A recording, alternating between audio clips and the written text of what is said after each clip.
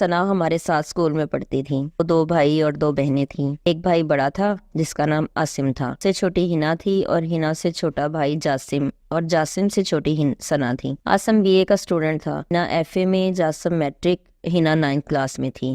ابو وابڈا میں ملازم تھے، ماں بھی اسکول ٹیچر تھیں، دونوں میاں بیوی ہی سرکاری ملازم تھے۔ زندگی انتہائی خوشگوار اور خوبصورت گزر رہی تھی، بہت خوش تھے۔ ہنا کے ددحال میں فوتگی ہو گئی، امی اور ابو کو جانا پڑا۔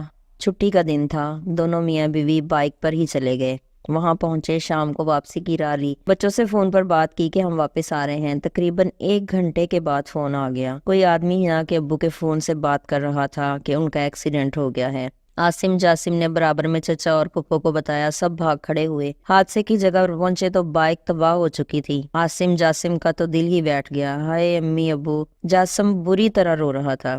عاصم کی سمجھ میں نہیں آ رہا تھا کیا کرے۔ لوگوں نے بتایا کہ زخمیوں کو ہسپتال لے گئے ہیں۔ وہ بھاگم بھاگ ہسپتال پہنچے۔ چچا نے ایمرجنسی میں جا کر پتہ کیا تو اس کی دنیا اندھیر ہو گئی۔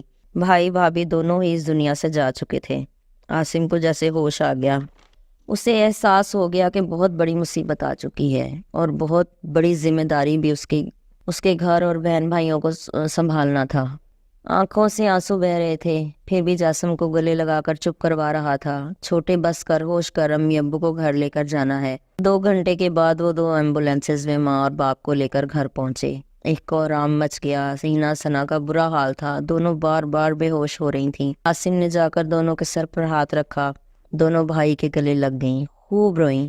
عاصم نے کہا، میں ہوں نا، امی ابو کو اچھے طریقے سے رخصت کرو، دوبارہ ہم ان کو کبھی بھی دیکھ نہیں پائیں گے۔